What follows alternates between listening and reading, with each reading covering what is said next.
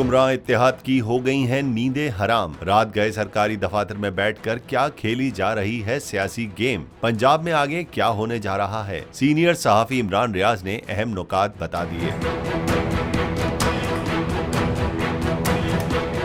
Governor Punjab Baligur Rahman ने वजीर आला परवेज इलाही को एतमाद का वोट लेने का कह दिया, जबकि पंजाब असेंबली का इजलास 21 दिसंबर को दोपहर 4 बजे तलब है।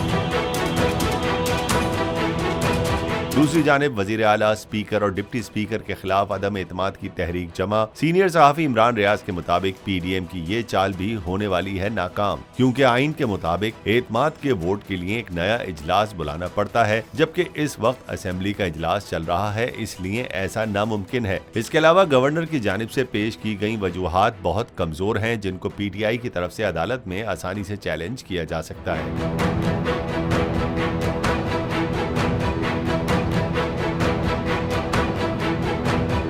दूसरी जानिब स्पीकर और डिप्टी स्पीकर को हटाने में कामयाब हो भी जाएं तो परवेज इलाही के खिलाफ अदम एतमाद में पीटीआई की 180 सीटें खरीदना नामुमकिन है, क्योंकि एक पार्टी के फर्द का किसी दूसरी पार्टी के लिए वोट डालने पर न सिर्फ इसका वोट मुस्तरद कर दिया जाएगा, बल्कि उसे डी-सीट भी कर दिया जाएगा। दूसरी जानिब काफ लीग की 10 सीटें हैं और वो भी अपने लीडर के खिलाफ वोट नहीं डालेंगे, इसलिए पीडीएम की ये चाल भी होने वाली है नाकाम।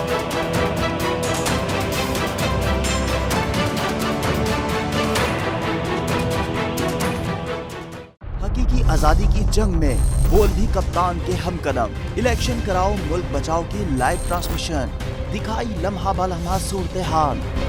रील और रेटिंग में भी बोल न्यूज रहा नंबर 1। सब्सक्राइब करें और बेल दबाएं ताकि कोई खबर रह न जाए।